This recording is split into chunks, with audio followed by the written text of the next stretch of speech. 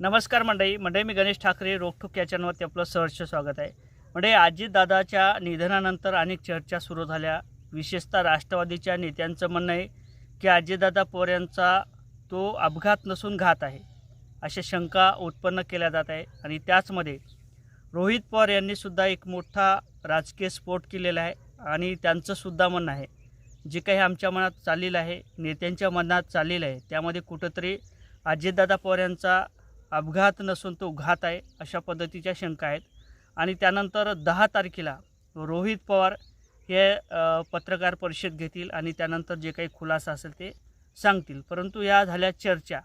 परंतु आता या घराण्यातील नेमक्या चर्चा कशा चालू आहेत आणि खरंच भाजपला सोडचिठ्ठी दिल्या जाईल का, किंवा ह्या दोन राष्ट्रवाद्या एकत्र येण्याच्या शक्यता किती आहेत, आणि त्याचमध्ये आता जे काही चर्चा आहेत त्या सध्याच्या चर्चा काय आहेत आणि त्यानंतर 10 तारखेला काय होईल याचा आपण थोडक्यात खुलासा करण्याचा प्रयत्न करणार आहोत. तर मंडळी, गणेश ठाकरे रोखोक या चॅनलवरती आपलं सहर्ष स्वागत आहे. चॅनल देखील नवीन आहे, चॅनलला सबस्क्राईब करा. मंडळी, ज्या अर्थी अजितदादा पवार यांचं निधन झालं त्यानंतर राष्ट्रवादीच्याच नेत्यांच्या माध्यमातून, मग मेटकरी असतील त्यांच्या माध्यमातून सुद्धा काही उत्तरं देण्याचं काम केलं होतं. अनेक मीडियाच्या माध्यमातून तशा न्यूज आल्या होत्या की अजितदादा पवार यांचा त्या ठिकाणी अपघात नसून तो घात आहे. मग संजय राऊत असतील त्यांचं देखील म्हणणं आहे का त्या ठिकाणी एखादा बॉम्ब वगैरे होता. त्यानंतर रोहित पवार यांचंसुद्धा म्हणणं आहे की जो काही आताचा प्रकार झालेला आहे आणि अजितदादा पवार यांचं जे काही निधन झालेलं असेल त्यामागे नेमका कोणाचा हात होता, त्या ठिकाणचे जे काही पायलट असतील ते का बदलण्यात आले होते, आणि त्या पायलटला ज्या दिवशी अजितदादाचं निधन झालं त्यानंतर दुसऱ्या किंवा तिसऱ्या दिवशी त्यांचा जो काही इन्शुरन्स असतो तो सुद्धा मंजूर झाला होता.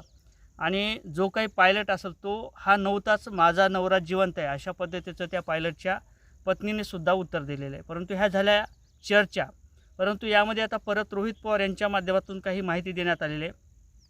रोहित पवार यांचं म्हणणं आहे की आम्ही 10 तारखेला जे काही विलिनीकरण असेल त्या संदर्भात सुद्धा पत्रकार परिषद घेणार आहोत, आणि त्यानंतर अजितदादा पवार यांचं जो काही निधन झालं, जो काही अपघात झाला किंवा घात झाला हा नेमका कशा पद्धतीने झाला त्याचा देखील खुलासा करणार आहोत.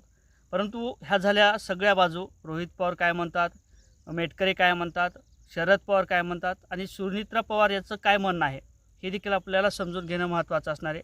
त्याचबरोबर अजितदादा पवार यांचा जो काही पार्थ असेल आणि जे असेल यांचंसुद्धा म्हणणं समजून घेणं महत्त्वाचं असणार आहे. आता एकंदरीत जे काही अजितदादा पवार यांचं निधन झाल्यानंतर शरद पवार असतील ते सुमित्रा पवार यांची भेट घेत आहेत, आणि सुमित्रा पवार यांना जे काही उपमुख्यमंत्रीपद देण्यात आलेलं आहे ते देखील चांगली गोष्ट आहे असं शरद पवार यांचं म्हणणं आहे.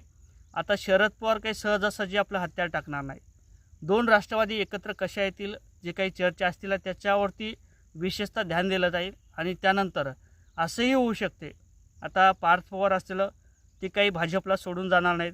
तुम्हाला माहिती आहे की पार्थ पवार यांच्यावरती जे काही आरोप झाले होते, जे काही सिद्ध होण्याच्या मार्गावरती होतं, त्यांनासुद्धा क्लीन चिट दिल्या जाईल असं बोललं जात आहे. परंतु जर पार्थ पवारने जर भाजप पक्ष सोडण्याचा प्रयत्न केला तर तो जो काही प्रकार असेल तो बाहेर काढला जाईल, परत त्याच्या फाईल काढल्या जातील आणि हे कुठंतरी दबावतंत्र परत एकदा सुरू होईल.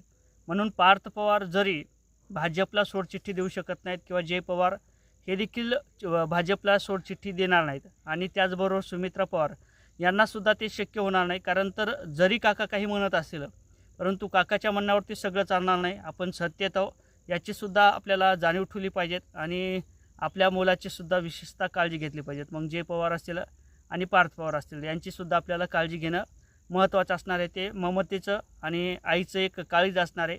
त्यानंतर सुमित्रा पवार हे निर्णय घेणार नाहीत किंवा भाजपमधून ते बाहेर पडणार नाहीत. ह्या गोष्टी क्लिअर आहेत. कारण तर ते करायला गेलं तर मग उलटच गेम फिरू शकतो आणि पार्थ पवार जे काही त्यांच्या प्रकरणात असेल त्याला मोठा धक्का बसू शकतो. आता ही झाली एक बाजू. त्यानंतर इतकंही करून जर सुमित्रा पवार किंवा पार्थ पवार असतील आणि जय पवार असतील यांनी जर भाजपला सोडण्याचा प्रयत्न केला किंवा ते आपल्या काकाकडे गेले, आपल्या शरद पवार यांच्याकडे जर गेले तर काय होईल हे सुद्धा एक महत्त्वाचा प्रश्न आहे.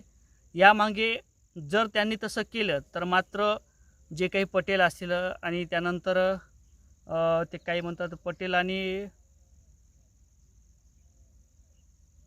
तटकरे यांना देखील त्या गोष्टीचा विचार करावा लागणार आहे. कारण तर पटेल आणि तटकरे असतील हे बिझनेसमॅन आहेत. यांची सुरुवातीपासूनची जी काही भूमिका असेल किंवा त्यांचं घराणं असेल हे बिझनेसच्या माध्यमातून बघते.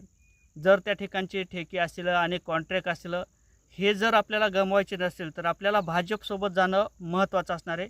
हे देखील त्यांच्या लक्षात आहे. म्हणून जर राष्ट्रवादीला सोडायचा विचार केला तर छगन भुजबळ असतील हे सुद्धा भाजपमध्ये विलीन होतील आणि त्यानंतर जे काही पटेल आणि तटकरे असेल हे देखील भाजपमध्ये विलीन होण्याची दाट शक्यता आहे जर असं काही झालं तर. परंतु ह्या गोष्टी होणार नाहीत असं सध्याच्या परिस्थितीला दिसत आहे. आता या संदर्भात नेमकं तुम्हाला काय वाटते कमेंट करायला विसरू नका. व्हिडिओ आवडला तर लाईक आणि शेअर करायला सुद्धा विसरू नका. जय शिवराय.